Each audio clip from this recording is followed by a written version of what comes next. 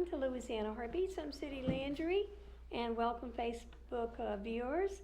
And sit back and relax because we have a very interesting person that I've been trying to get on my show for some time now. He's turned into not only a member of the Writers Guild of Acadiana, but a really close friend of mine. So I want to welcome Stephen Mouton to the show. Thank you. Great to be here. I'm so excited, Stephen, that we're here. And before we really start talking about the picture that's on the screen, I want to share something regarding Stephen. First of all, I'm the president of the Writers Guild of Acadiana, and I met Stephen because he ended up joining our organization. And as we would do different things he would participate in, I was just kind of drawn to learn a little bit more than what I really knew at all about him. And over the years now, I've got to know and get interested in what he likes. So on the screen, we have him down as an artist, a writer, and also a musician, and that's just a little bit. So before going into anything extra, Stephen, I want to know how did you come about joining the Writers Guild of Acadiana? Well, that's a good question. I was back here about 10 years ago, 11 years ago. I was on Facebook, or the internet before they had Facebook. And I was looking at some certain organizations to go to, and I was going to witchfox.com, and I come upon this ad that said there was a woman at the public library named Debbie LeBlanc. So I went down there to the public library, but I was already a member of the Writers Guild beforehand. I also had my own writers group. Right, that I found out later. Beginner writers, and I was always a member of the Writers Guild. But when I met this woman, Debbie LeBlanc, I met her, she told me, well, you need to be back in the Writers Guild. And from there it went on, okay? That's all it took. So how many years have you been a member of our local Writers Guild that I am the president of? About how many years? I'm a 10-year, I think I just made a 10-year honorary member of the Writers Guild. I've been a 10-year honorary member. And I've always been interested in writing since 1970s and the 1980s. I started writing a movie script called Wheels of Thunder. Okay. And then I stepped into doing poetry and poetry reading at night. And I had, like I said, my own writers group at one time, beginner writers in 2000, 2001. Unfortunately, my cohorse or my president moved away because he had to move up north. Right. And from there, I started getting into Songwriters Night over here at Bispanos. I started going to Songwriters Night at Atmosphere, and I started getting into songwriting. And I realized I could play guitar because I'm a self-taught musician. And from there, I just started getting into the arts. I started going to painting classes, speaking of which. And I was the only young guy in the whole class that was doing artwork and painting and art and stuff. And I was always interested in art, you know, because I always read something about the great masters like Renoir, Raphael, Monet, Claude Monet, Rembrandt, Leonardo da Vinci. And my dad had these books of all the great masters and these paintings. And I was like, man, why can't you do that, you know? And I started getting into art back in the 80s, drawing, sketching animals, sketching things, doing sketches, working with pencil colors, and I really started getting into it. And then I started learning how to play the guitar because I was listening to rock and roll bands like Led Zeppelin, Pink Floyd, people like, you know, the Grateful Dead, Eric Burden of the Animals, which, speaking of which, Eric Burden of the Animals is a good friend of mine because I presented a painting to him in 2000 over here at Grant Street. And I also presented a painting to this guy, Jimmy Vaughn, who's Stevie Ray Vaughan's older brother, okay? Jimmy Vaughn, he's a blues artist. And I was back in the 80s, I was getting into the blues box. You know, I'll tell people about it, 88.7 FM, Friday mornings from 9 to 1. And I started really listening to the blues, listening to rock and roll, but my all-time greatest band was like Jimmy Page, Led Zeppelin, and Nancy Wilson of Heart. I wasn't really too much of a big Pink Floyd fan, you know, even though I got the shirt, you know. And, you know, and I just really started getting into music. And my favorite poetry and my favorite writer that she did the movie, it finally came out to a movie, maybe I told you about it, Anne Rice, she's in New Orleans. Yeah, you mentioned that, yes. She's the most beautiful writer I ever met. She did Interview with the Vampire with Brad Pitt, Tom Cruise, great movie. Awesome movie, you have to go see it, because it shows the reflection of old New Orleans and how the French Quarter got started and how my, and all this. So going by what you're saying, you seem to be so knowledgeable because you have such a passion. So you're self-taught in many areas? Yes, ma'am. But did you have the opportunity to go travel to see the blues being done by somebody else? Oh yes, I've been to like blues clubs. I went to the House of Blues in New Orleans.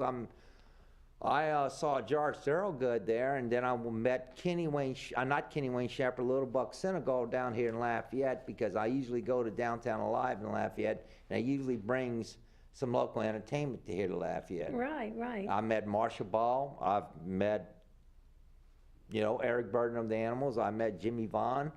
I've even met people like Johnny Winter, who paid here about. I had a autographed CD. Unfortunately, my brother Richard stole the bar that was at. Autographed CD by especially Johnny Winter. And, not only that, it's just that I've gone and seen, I haven't been to Austin city limits yet. I want to go.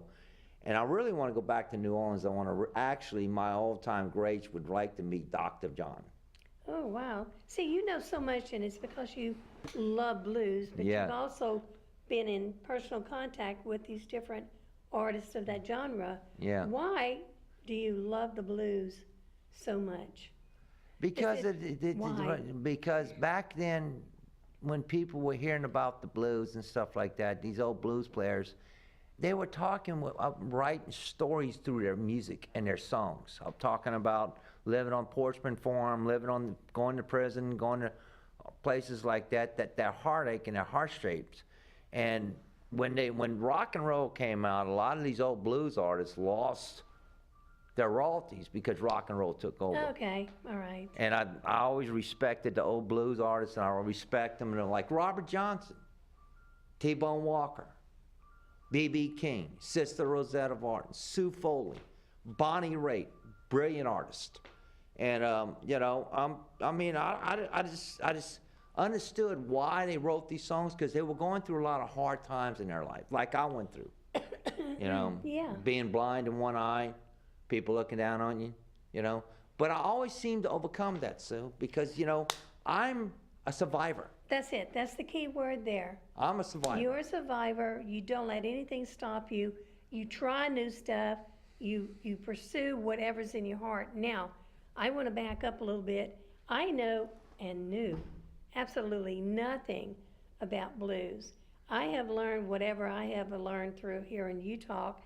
And when you talk, you have such a passion and you have so much knowledge that you're not only sharing your passion with Facebook and soon to be YouTube, but you're also showing people that you can do anything that you put your mind to. Of course you can do anything you put your mind to. It's just like if a person sits there and they say that they're limited.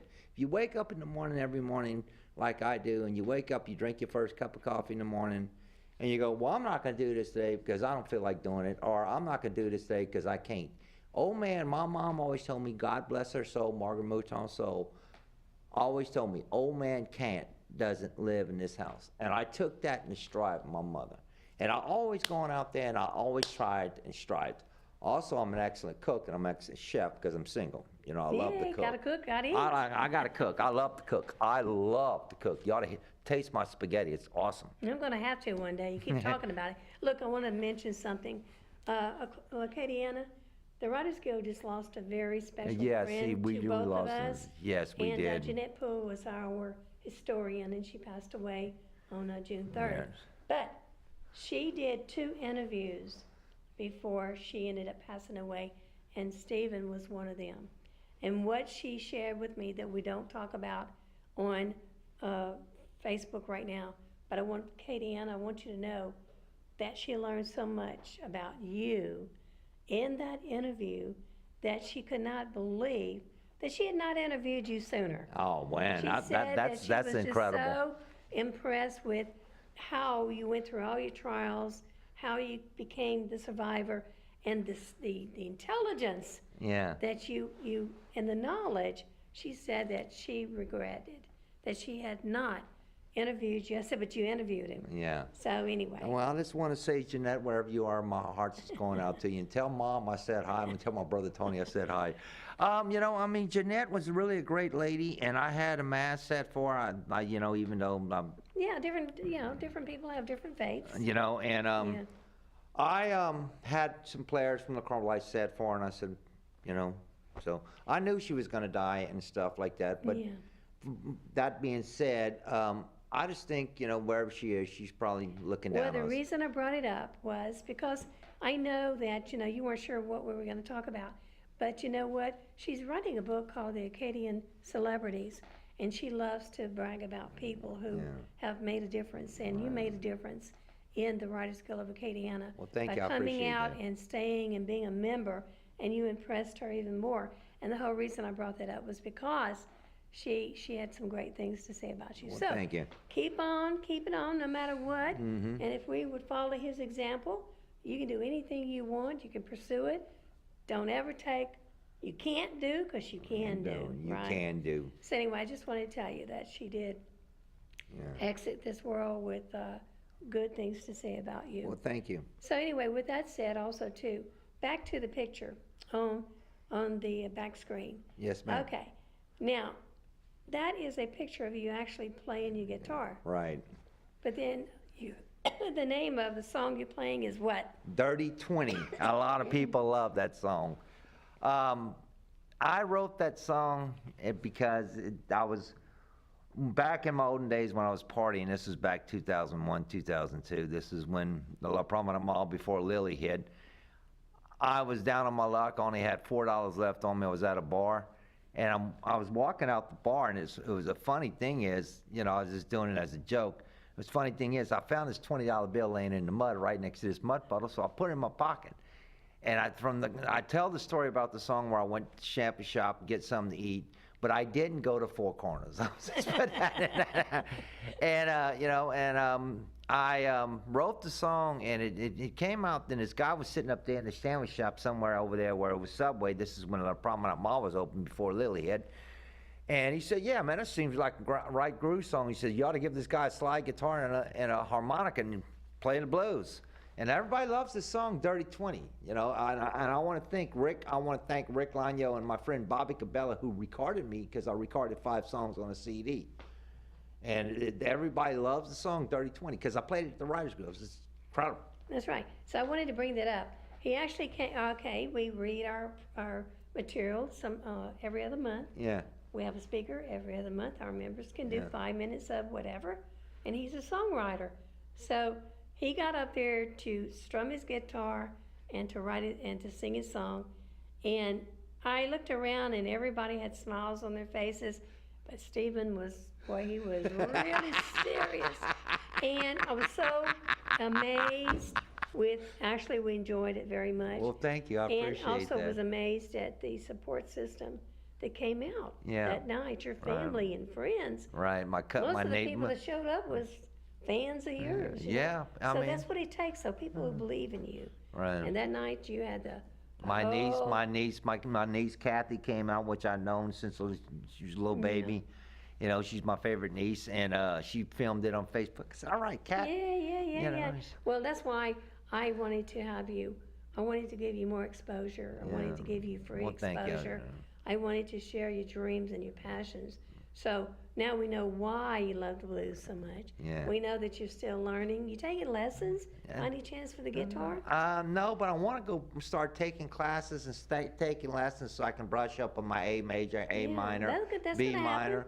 7-chord progression. Most of your blues are playing with the 7 chord. Which I was going to ask you to bring that up, because a lot of us do not know that. Yeah. So when you're doing the guitar strumming, you use a certain chord. You use an A minor to an E minor to a B minor chord, or you use a 7 chord, or you use a major scale to play the blues. Well, it's just a walk alone. It's just like playing the piano. It's just like writing a book. I can write the book, but forget about playing the guitar, okay? It's just like writing a book. It's like writing a book. Yeah. You put in certain words where certain words, and if they fit, they fit. If they don't fit, then go redo it again. Let me ask you this, Stephen. Who was the first person in Lafayette, say around the Jefferson Street area, that actually let you perform? I'm just saying, do you remember your first performance in Lafayette? Yeah, I remember my first performance in Lafayette was at Bispanos with Shelton Scarrett. I was Okay. real nervous when I got up there. I played 3 songs, and it was at Bispanos. And they gave me a standing ovation. Well, it must have been good. Yeah, I used to play down here for the street corner for the art walk, but then this person told me I had to get a permit. I said, a permit? Yeah, things keep changing, but we just keep having to change with them. So what's the latest place that you've been playing your music at? I haven't been playing my music much of anything right now. I've been working with this woman, Linda Bela. I've been trying to do some yard work for her and stuff. So you're concentrating on your livelihood right now. Yeah, A lot I'm of trying. stuff. I'm trying to get to New Orleans, Sue, so I can go sell my paintings in Jackson Square. So I want to do art as a living. That's what I want to do as a living as an Well, artist. get your art together, and keep on painting. Yeah. And when the right time is the door opens, you'll be able to go. Yeah. So. That's what you really want to do. So Yeah. you keep your ears and your eyes open. Who knows? My old Somebody saying, might Sue- sponsor you, but you still got to know where you're going to go. Yeah, right. You got to have material done Yeah. and stuff like that. Well, I appreciate Well, you know- finally being able to come on the show. Well, thank you. I appreciate And I hope that that. the family, enjoys what they're hearing, because we just wanted to share your passion, your love, Yeah. your talent, and we Yeah. sure want to encourage you to keep on keeping on. Just like, Like I whoever, say, Sue. Facebook, you have Yeah. quite a few followers on Facebook. Oh, I got hundreds of thousands You of know? followers. People from Canada, So now they see Europe, more. England, France. Our I got video's from gonna be on there. It's on New there now. York. I Yeah. got people from Texas, Arizona follow me. And Sue, before I say, this is my saying that I came up with. I'm gonna put the pick to the guitar, the paint to the paintbrush, and the pen to the paper, and let's get after it. And keep on keeping on. I love it. I love it. yeah. Well, listen, okay. So, since we still have quite a few minutes left in the show, I have a question. Yes, When did you start playing the guitar for the first time? About what age? 15. 15. I Okay. didn't know the first chords. I was trying to learn the first chord. It hurt, and then I started really playing. Then I started playing. Lady Vicky taught me over here at this school, and that's from there I started to learn how to play and learning what chords goes with what chords, and from there. And usually I used to sit up there, and a lot of guys do this. A lot of kids, if you want to do this, and you big rock stars. A lot of kids get up there and they dance in front of the mirror. But I sit there and I played, and I try to play to the music. And I was always trying to learn Smoke on the Water or either Stairway to Heaven, because that's what most kids. And I hung out in music stores, with some people, long hair, freaky people. Different people, different Yeah. classes, different Yeah. styles and interests of music. Okay, so now we know you were 15 years old. When did you first start thinking about writing? To write songs, you have to be a writer. Right. It So went from writing songs, what came first? Writing stories, writing songs, or writing books? the first thing I came up with was back in 1999. I was with this guy, and this is the first time I was interested. I was interested in writing in the 80s. I wrote a poem, Who's This Man? And it came out pretty good. But I didn't really get interested in it until 1999 when I had this guy, Tommy Brooks. We came to the Writers on Writing back in 2000. It was in the cafe over here at Barnes & Noble. And Vesta Baker was sitting there, and this woman, Vesta Baker, and I wrote Love Sucks. Oh. Okay, and it was a poetry, and I started getting into poetry writing. I was just from there, it was just... And then I started writing songs, and from there, it's like anything else. It just evolved, and that's all it did. Okay, well, I want to back up way back before the Writers Guild and me. I want to know how you came about. Let's talk about when you were the president or whatever of the club. We have about 5 minutes left in the show. I had a Let's talk writer's about the group. beginning of you being associated with any writers group. Okay. Back in 2001, 2000, like I said, I was over there at the writers at Barnes & Noble. They asked me to host the group, to host the deal, and come to find out, this woman who didn't like it said, "Well, you can't do that because you don't work here." I said, "Okay." So I grabbed my friend Tommy Brooks and Bob Ankin, and we started our own writers group in 2000. This is where I started. I became the president. Tommy became the treasurer, and from there, we met at Cafe College. We met several other different writers. And it lasted for 3 years until Tommy, my friend Tommy, Moved away. moved away. My friend Tommy freaked out, and Yeah, moved away. And then that was it. You know what, Stephen, And a I lot of people also- don't know that. and a They lot of- think you just showed up at ours, but all this No, no. time, you've been a part of one for many years. And this artist and setter company that I want to start, it also became an artist support group. I also ran an artist support group over here at Cafe Cottage called Artist and Setter, and I was supporting the local artists, and we would sit up there, we'd show different paintings and stuff. And it really came out pretty good because Ray Sedley at Rock 93 or Rock 92, and I think it was Rock 93.7, no, 1007, Rock 1007. And I used to just do, they used to have this free commercial thing. You could do a public announcement on the radio, and I always go bring my writers group over there and stuff, and that was it. Okay, so were you this group, artist support group, where was that held at? Cafe Cottage on Okay. Thursday nights. On Thursday night. So you had that going, you had the other thing that ended, Yeah. and then from there, it never stopped you. You always was busy, huh? Yeah, I was always busy, you know. Okay, you still are. So yeah. what is your latest project? My latest project, I remember that book I was telling you about, I was writing about Night of the Rife. That's my latest project. The one you were kind of talking about freely at the Guild? Yeah. And I asked you if you were repeating something you read. You said, no, it's what you're writing. I said, you need to write that book. Yeah. Oh, and also I know a lot of people think that Wiccans are bad news. I don't want to bring up religion, but I'm also writing another novel too. It's called Witch. It's a story about a young guy who got into witchcraft and he got disowned by his family and stuff like that because he got into it because his mom was Catholic, his dad was Catholic, and you know. Well, that'd be an interesting book also to read. Yeah, And so you I've just been. have to write what you know. Yeah, and I'm writing Write Night what of the you know. Rife. I'm writing Night of the Rife. It's a story about a young detective that goes to Europe in World War II. He befriends a German officer. Okay, he's an American detective. He befriends the German officer, and they're going around. They're trying to solve all these murders that's happening with these young women, these blonde-headed women. And he goes into Europe doing the invasion, talking German and stuff like that. And he goes to talk to this Gestapo chief, telling him about his daughter got raped and stuff. And that's the whole sort of part of the story. And they finally catch him in the end, but you got to read the rest of it. Yeah, well, let me ask you this. How many pages have you written of that story, that book? I've only started on 3 so far. Okay, well, that's what when the time's right, you need, how do you spell what you're saying, the Rife? Night of the Rife, W-R-I-F-T. Night of the Rife, like Night of the Right, the Third Reich. I couldn't catch it, Night of the Right, Night of the Rife. It's sort of like the Third Reich, but Night of the Rife. It's just, Okay, well, I wanted to get that clear, got Yeah. that clear.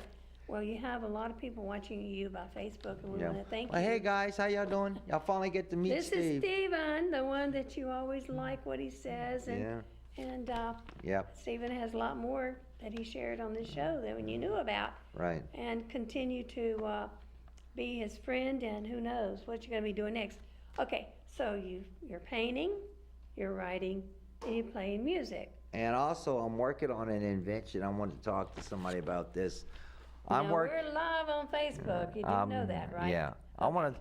I'm blind in one eye, and I was always wondering if modern technology or modern science could come up with a way to where a person could see out of their right eye again.